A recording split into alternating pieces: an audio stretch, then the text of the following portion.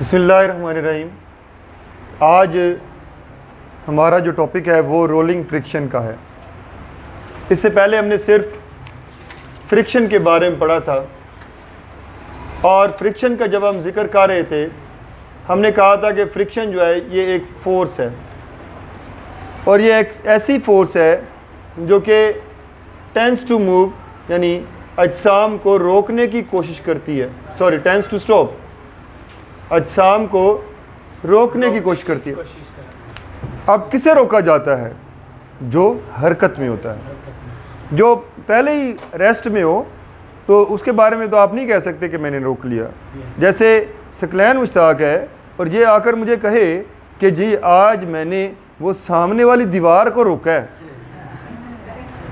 ठीक है, या हमारे घर में दरख्त लगा हुआ है, बहुत बड़ा सर दरख्त है, आज मैंने उसको रोक लिया। मैंने कहा भाई तुमने कहीं नहीं जाना, ठीक है। तो फिर उससे ये समझ में आएगा कि वो हरकत में थी या दरख्त हरकत में था या वो दीवार हरकत में थी। लेकिन दरख्त और दीवार के बारे में हमें पता है कि वो हरकत में नहीं थे।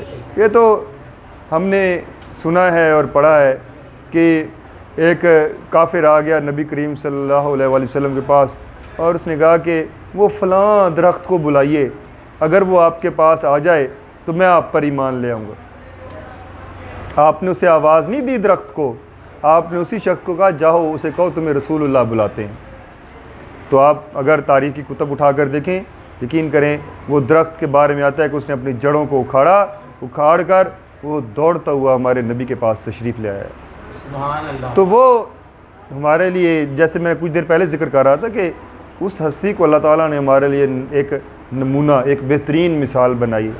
तो हम जो आज कहते हैं ना वो मेरा आइडियल तो फ़लाँ है, वो किसी एक्टर को हम पसंद कर रहे होते हैं या एक्ट्रेस को पसंद कर रहे होते हैं, तो हमारा सबसे बेहतरीन जो नमूना है वो तो अल्लाह ताला ने ख़ुद कुरान में फरमा दिया कि बेहतरीन नमूना तुम लोगों के लिए नबी आखिरुज़्ज़मान सल्लल्लाहु अलैहि वसल्लम। खैर वापस आते हैं अपनी बात की तरफ। तो उन अजसाम को रोका जाता है जो हरकत में होते हैं। तो हम फ्रिक्शन के बारे में पढ़ रहे थे कि फ्रिक्शन एक ऐसी फोर्स है जो हरकत करते हुए जिस्म को रोकने की कोशिश करती है या उन्हें रोकती है। अब ये फ्रिक्शन दो तरह से हमें पेश आ रही है। जो हमने पिछले टॉपिक में पढ़ी वो ज़रा स्लाइडिंग थी। हमने जहाँ भी जिक्र किया हमने स्लाइड का जिक्र किया, हमने तब किसका जिक्र किया था? सुभान रुमान किधर है? वो आज दोनों नहीं आए। ये कह रहा उन्हें रगड़ लग गई थी। हमने उन दोनों का जिक्र किया, सुभान रुमान और सुभान कासिम का, कि वो स्लाइड कर रहे थे। अहमद हसन का भी जिक्र किया था कि ये मज़े ले रहा था और ये आज आ गया है। जाजिब का भी जिक्र था। जाजिब किधर है? वो आखिर में बैठा हुआ। तो वो दो अब नहीं आए। खैर वल्लाह आलम कि वो क्यों नहीं आए। वो जो फ्रिक्शन थी वो स्लाइडिंग थी और आज जो फ्रिक्शन पा रहे हैं ये रोलिंग है। आप लोग देखते हैं इधर साथ ही बहुत बड़ी मार्केट है, ये लोहे की मार्केट है, उसमें बड़े बड़े कहीं आपको ड्रम अगर मिल जाएं, तेल का ड्रम पड़ा हुआ है या लुक का ड्रम भरा हुआ पड़ा है और वो किसी शख्स को कहा जाए कि यार इसको एक जगह से दूसरी जगह ले जाओ, वो क्या करता है? उसको लिटा देता है, ड्रम को लिटाता है और फिर अकेला उसको पाँव मारता मारता जा रहा होता है जहाँ तक मर्जी ले जाए।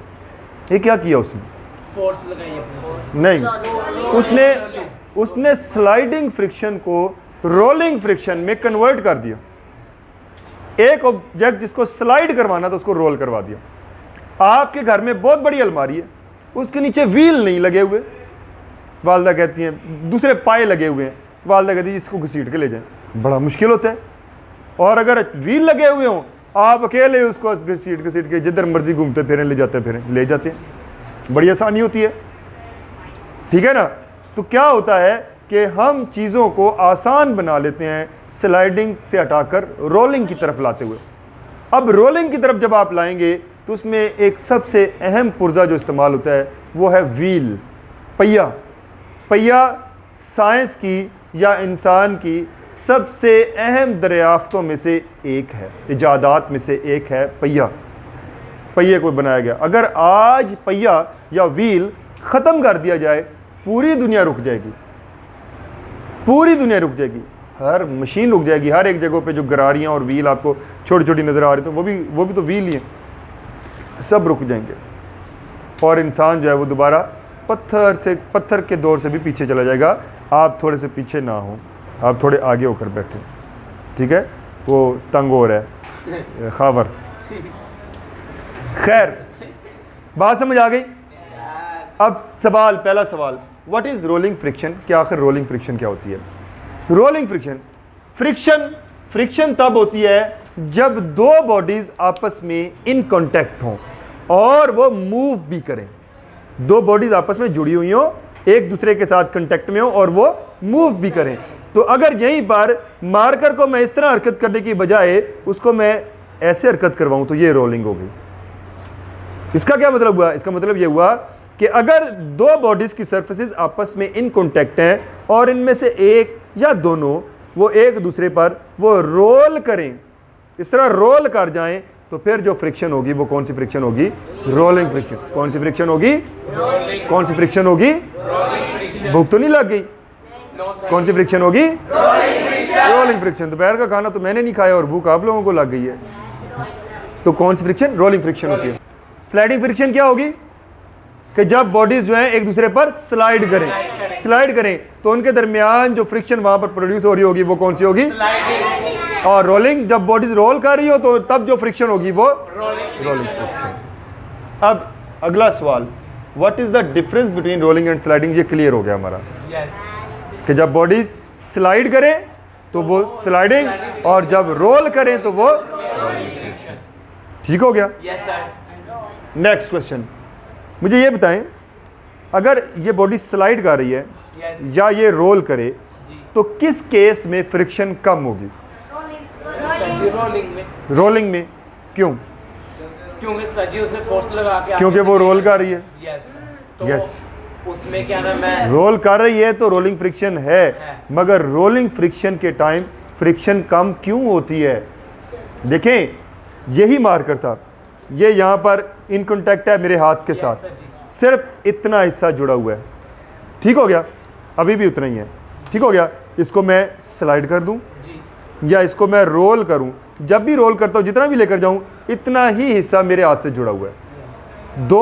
दोनों केसेस में एक जितना हिस्सा ही हाथ के साथ इन कांटेक्ट है, जुड़ा हुआ है। तो फिर स्लाइडिंग फ्रिक्शन ज़्यादा क्यों होती है और रोलिंग फ्रिक्शन कम क्यों होती है? ये जवाब तो ठीक है कि रोलिंग फ्रिक्शन कम होती है, ठीक है, लेकिन रोलिंग फ्रिक्शन क्यों कम होती है इसकी तरफ हम आते हैं। मैंने आपसे पिछले टॉपिक में कहा था कि कोई भी सरफेस परफेक्टली प्लेन या परफेक्टली स्मूथ नहीं होती, यानी कोई भी सरफेस बिल्कुल परफेक्टली स्मूथ नहीं होती। आप अगर इस सरफेस को भी देखेंगे तो ये भी आपको ऐसे खुरदरी नजर आएगी। ठीक हो गया? और फिर मैंने आपसे कहा था ये जो खुरदरापन है ये हमारे पास पिट्स एंड बम्प्स होते हैं। क्या होते हैं? अब इसके ऊपर अगर मैं ये मार्कर रख दूं तो मार्कर की सतह भी परफेक्टली स्मूथ या परफेक्टली प्लेन नहीं है, बल्कि इसके भी पिट्स एंड बम्प्स होंगे। और अगर मार्कर को रखूं तो हो सकता है ये कुछ इस तरह की सरफेस बना रहा हो। ये लें, अब नजर आ रहे? ठीक हो गया? तो इस तरह की ये सरफेस बना रहा होगा। अब मैं ज़रा इसको थोड़ा सा चेंज करता हूं और ऐसे बनाता हूं जैसे ये इसके साथ अटैच हो रहा है, ऐसे। Is it clear?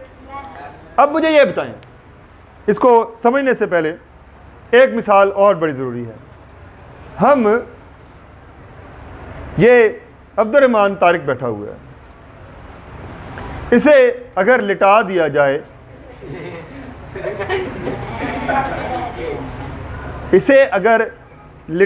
जाए, ये जो जाली है खिड़की की, हम छोटी वाली मिसाल ले लेते हैं, आसान वाली।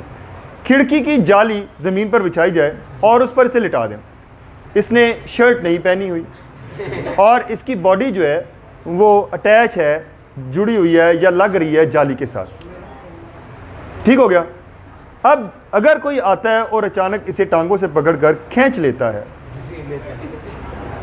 तो क्या होगा? इसकी स्किन जो है, इसकी स्किन वो रगड़ खाकर वो डिस्टर्ब हो जाएगी, वो ख़राब हो जाएगी। आप कहेंगे जी सर रगड़ें लग गई हैं और ब्लीडिंग स्टार्ट हो जाएगी, खून आना शुरू हो जाएगा। क्या हुआ? उस जाली को अगर आप देखें तो उसके पिट्स एंड बम्प्स थे, वो इसके पिट्स एंड बम्प के साथ अटैच हो गए, और जैसे ही आपने घसीटा तो वो जो कोल्ड वेल्स आपस में जुड़े हुए थे, ये कोल्ड वेल्स डिसरप्ट हो गए। अब वो तो हार्ड थी सरफेस और इसकी सरफेस जो थी वो सॉफ्ट थी, तो सॉफ्ट वाली सरफेस का नुकसान ज़्यादा हुआ। समझ आ रही है बात मेरी? तो ये जो कोल्ड वेल्स आपस में जुड़े हुए होते हैं, जब इनके ऊपर कोई बॉडी स्लाइड करती है तो स्लाइड करते हुए ये ज़्यादा डिसरप्ट होते हैं, ख़राब होते हैं एक दूसरे के साथ लगकर, तो फिर बॉडी जो है वो ख़राब हो जाती। इसको एक और मिसाल से देखते हैं। आप एक दुपट्टा लें, रेशमी कपड़ा लें, और उस रेशमी कपड़े को आप कांटों के ऊपर बिछा दें। क्या किया? कांटों के ऊपर बिछा दिया। अब मैं क्या करता हूँ, उसको एक कोने से पकड़ता हूँ और घसीटता हूँ, खींचता हूँ, वो जगहों जगहों से फट जाएगा, जगह जगह से वो फट जाएगा। दूसरा केस क्या करने लगा हूँ, उसी कपड़े को जहाँ पड़ा है, बजाय घसीटने के मैं उसको पकड़ के आराम से ऊपर ऊपर से रोल करने लग जाता हूँ। अब आप देखेंगे नुकसान बहुत कम होगा। इसी मिसाल को दोबारा अब्दुर्रहमान तारिक पर ले आए। आज तुम्हारी बारी है, तुम बड़ी छुट्टियां करके आए हो, दोबारा इस पर ले आए।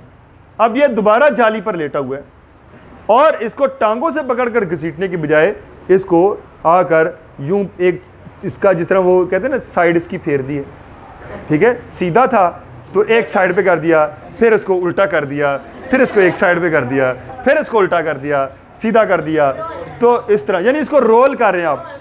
अब इसका नुकसान होगा? अब इसको मज़ा आएगा। अब इसको मज़ा क्यों आया था? क्योंकि फ्रिक्शन कम थी। और इसको मज़ा क्यों आया? फ्रिक्शन कम हो गई। समझ आ गई बात? तो जो स्लाइडिंग होती है उसमें कोल्ड वेल्स वो डिस्टर्ब होते हैं, वो ख़राब होते हैं, तो उस वजह से फ्रिक्शन ज़्यादा होती है, और रोलिंग में इसी वजह से फ्रिक्शन कम होती है। Is it clear? यहाँ तक क्लियर होगी बात? अब नेक्स्ट है, why the threading design on the tyres. Threading क्या होती है? टायर्स का तो आपको पता है, ठीक है, ये जो साइकिल के व्हील्स हैं, टायर हैं, गाड़ी के टायर हैं, बाइक के टायर हैं, इनके ऊपर जो डिज़ाइन बना हुआ होता है वो क्यों होते हैं? ग्रिप के लिए, खूबसूरती के लिए नहीं होते कि देखो जी कितना खूबसूरत टायर बनाया है उन्होंने, कितना खूबसूरत डिज़ाइन बनाया है। नहीं, खूबसूरती के लिए नहीं होते, वो ग्रिप के लिए होते हैं। और कुछ अरसे बाद जब वो थ्रेडिंग रगड़ खा के ख़त्म हो जाती हैं, तो आपका मैकेनिक क्या कहता है, जी टायर ख़त्म हो गया, अब टायर नया लेना है। और जब वो थ्रेडिंग ख़त्म हो जाए रगड़ खा के, तो आपका टायर मुकम्मल ग्रिप नहीं कर पाता और स्लिप होने लग जाता है, ठीक है। तो इसलिए टायर्स जो हैं उन पर थ्रेडिंग होती है। इसी तरह जो जोगर्स हैं, ख़ास तौर पर जो रनिंग के लिए होते हैं या जो फुटबॉल प्लेयर्स के होते हैं, उनके सोल भी इसी तरह फ्लैट नहीं होते, या जो हाइकिंग के लिए जॉगर्स इस्तेमाल किए जाते हैं पहाड़ों पर चढ़ने के लिए, वो भी फ्लैट नहीं होते, उनके नीचे भी इसी तरह डिज़ाइन या थ्रेडिंग होती हैं, ताकि आपको मुकम्मल ग्रिप और मुकम्मल फ्रिक्शन मिल पाए। हाँ जी, ये जिस तरह बना हुआ है, तो मुकम्मल फ्रिक्शन मिल पाए ताकि आप स्लिप ना हो और गिरे ना। तो ये हमारा आज का काम था। आज का जो टॉपिक है इसमें से शॉर्ट क्वेश्चंस ही पूछे जाते हैं, जिस तरह मैंने ये लिख दिए हैं, ये 4 ही बेसिक शॉर्ट क्वेश्चंस थे। निशान मैं आपको लगवा दूंगा, ये लॉन्ग के लिए आमतौर पर नहीं आता। कल इंशाल्लाह फिर हम इससे आगे का क्वेश्चन पढ़ेंगे। Thank you.